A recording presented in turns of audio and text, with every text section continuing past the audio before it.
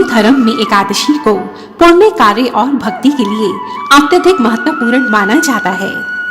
वैशाख मास के कृष्ण पक्ष की तिथि को आने वाली एकादशी को वरुथनी एकादशी कहा जाता है। पुराणों के अनुसार वरुथनी एकादशी पुण्य और सौभाग्य प्रदान करने वाली एकादशी है।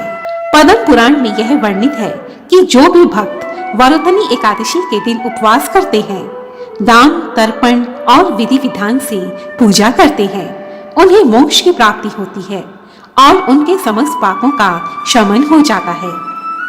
कहा जाता है कि जिस मनुष्य को यमराज से भय लगता है, उन्हें वरुथनी एकादशी का उपवास अवश्य ही करना चाहिए। मान्यताओं के अनुसार वरुथनी एकादशी के दिन उपवास करने से मनुष्य को इस लोक के साथ साथ परलोक में भी पुण्य की प्राप्ति होती है। साथ ही वरुथनी एकादशी का व्रत करने से बच्चे दीर्घ आयु होते हैं, उन्हें किसी प्रकार की समस्या नहीं होती और वे हर प्रकार की दुर्घटना से सुरक्षित रहते हैं। इस व्रत को करने से सुख और सौभाग्य में वृद्धि प्राप्त होती है।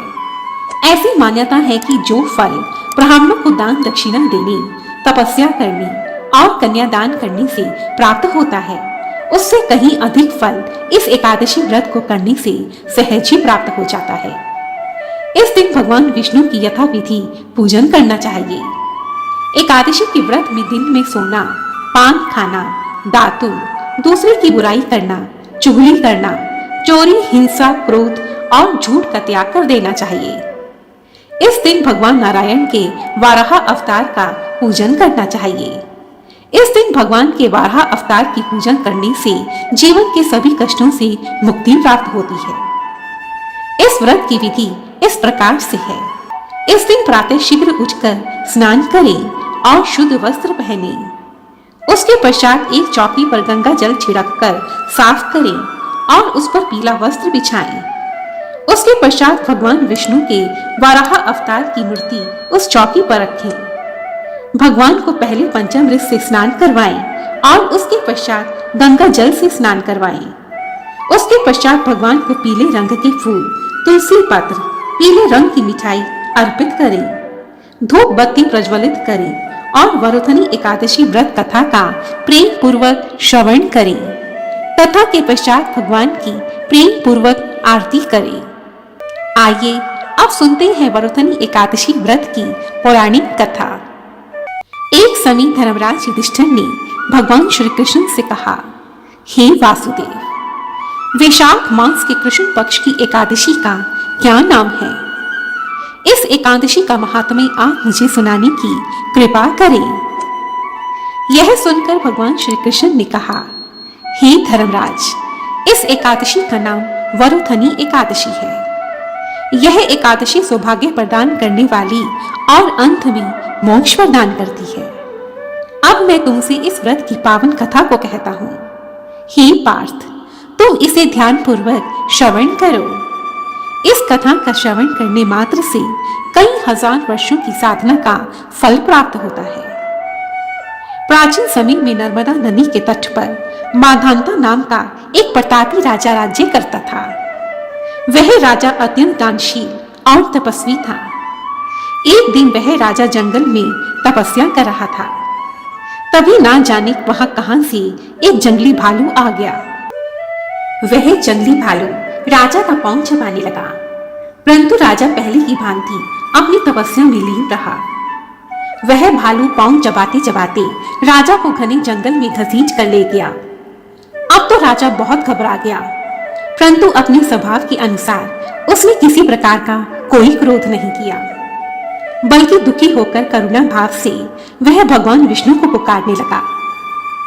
हे भगवान विष्णु, तुम मेरी मदद करो, तुम मेरी मदद करो।